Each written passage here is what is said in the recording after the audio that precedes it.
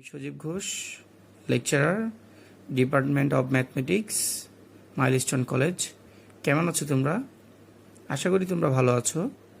বর্তমান সময়টাতে তোমরা সহজে কেউ ঘর থেকে বের হবে না এবং তোমরা বেশি বেশি করে গরম পানি পান করবে এবং হাত ভালো করে স্যানিটাইজার দিয়ে ধুতে করবে।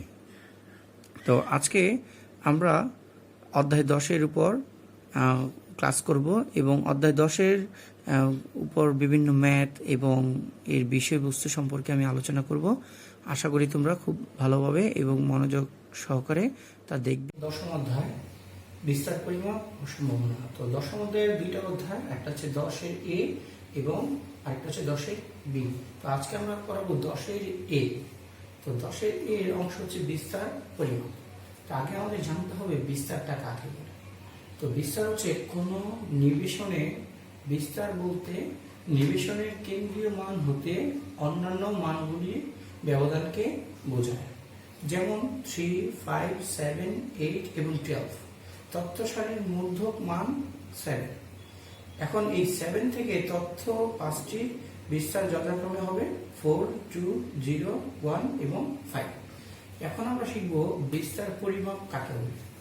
বিস্তার পরিমাপ হচ্ছে যে সংখ্যাগত পরিমাপের সাহায্যে কোনো গণসংখ্যা নিবেশন বা বিচ্ছিন্ন উপাত্তের মান সমূহ এদের গড়ের চারিদিকে কিভাবে বিস্তৃত তা প্রকাশিত হয়, অথবা মানসমূহের সাথে গড়ের যে পার্থক্য তা প্রকাশ করা হয়, তাকেই বিস্তার পরিমাপ বলে।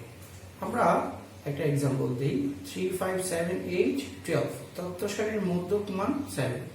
এখন এই 7 থেকে তথ্য 5টির বিস্তার যথাক্রমে 4, 2, 0, 1, 5। এটুকু হচ্ছে বিস্তার। এখন বিস্তার পরিমাপটা আমরা দেখাবো। সেটা হচ্ছে এই 4। এখন এদের গড় মান কত? 2.4। তো এই 2.4টাই হবে বেসিক্যালি আমাদের এই তথ্য সারির কি বিস্তার পরিমাপ। বিস্তার পরিমাপ আবার দুই ধরনের, একটা হচ্ছে অনপেক্ষ আর একটা হচ্ছে আপেক্ষিক। তো অনপেক্ষ বিস্তার পরিমাপ হচ্ছে 4 ধরনের, যথা পরিসর, 2 গড় ব্যবধান, 3 পরিমিত ব্যবধান, 4 চতুর্থ ব্যবধান। আর আপেক্ষিক বিস্তার পরিমাপ 4 ধরনের, 1 পরিসরাঙ্ক, 2 গড় ব্যবধানাঙ্ক, 3 বিভেদাঙ্ক এবং 4 চতুর্থ ব্যবধানাঙ্ক। পরিসর।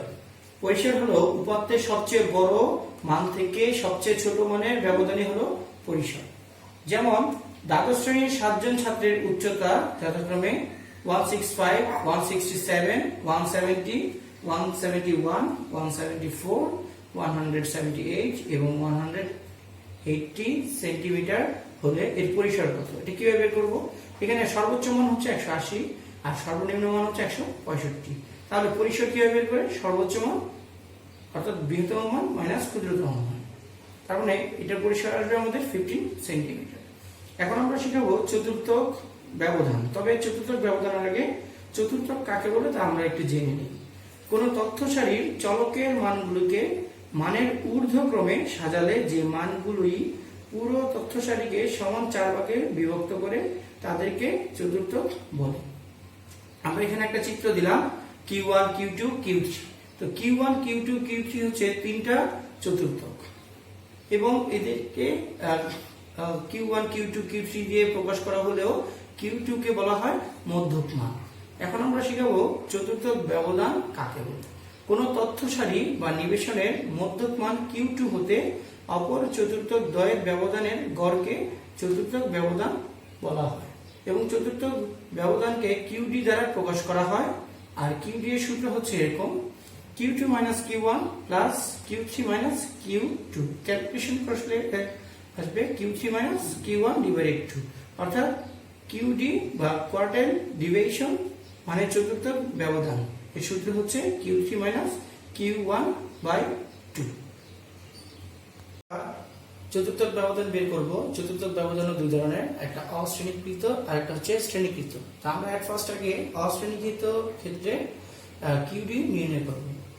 1 নাম্বার, পদ সংখ্যা n যদি বিজোড় হয় তাহলে Q1 সমান হবে n plus 1 by 4 তম পদ এবং Q3 সমান হবে 3 into n plus 1 by 4 তম পদ।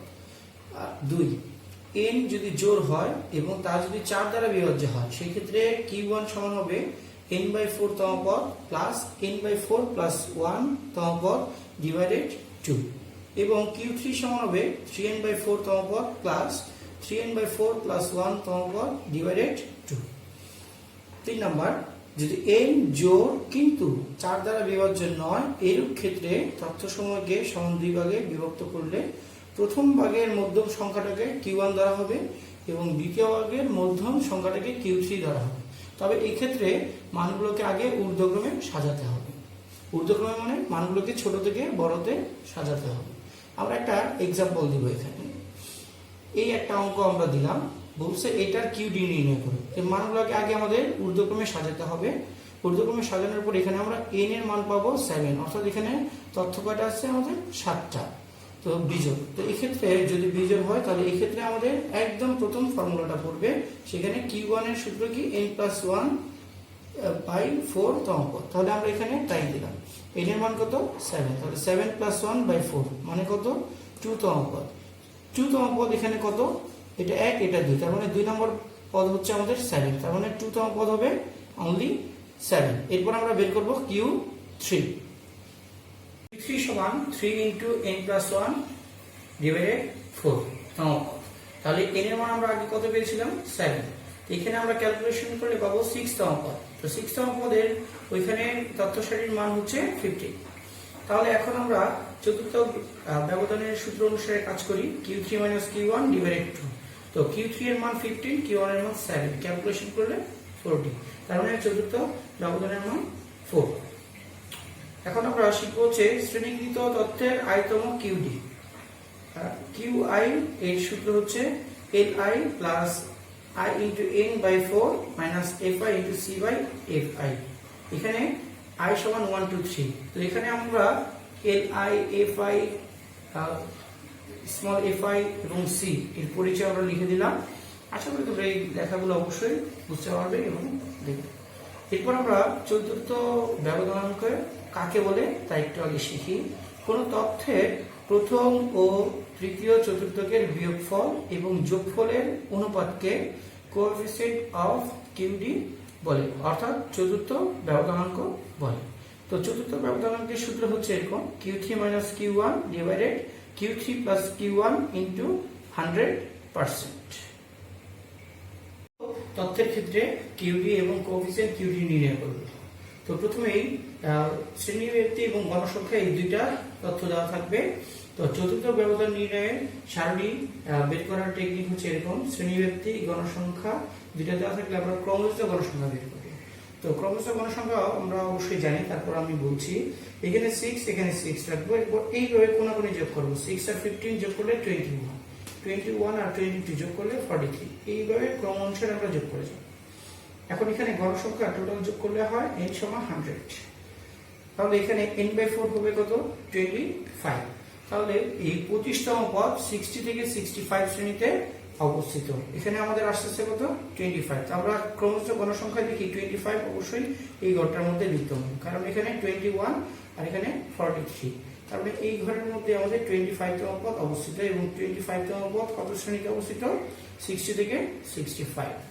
তাহলে q1 অবশ্যই এখানে বিদ্যমান। তো q1 এর সূত্র তো আমরা জানি, l1 + n/4 minus f1 × c/f1।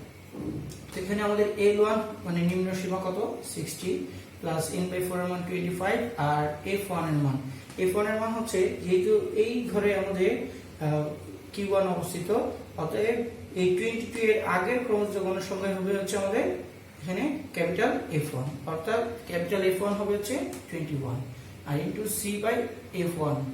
তো এখানে c হচ্ছে ব্যবধান হচ্ছে 50 থেকে 55, 55 থেকে 60, ব্যবধান হচ্ছে 5, আর f1 হচ্ছে এখানে আমাদের 22। f1 যেহেতু 60 থেকে 65 শ্রেণী, সেহেতু এটার গণসংখ্যা, অর্থাৎ এখানে f1 হচ্ছে 22। যেখানে আমরা মানগুলো অবশ্যই ক্যালকুলেশন করে q1 এর মান পাবো 60.9। আবার 3n/4 বের করব। তো 3n/4 সমান হচ্ছে 75।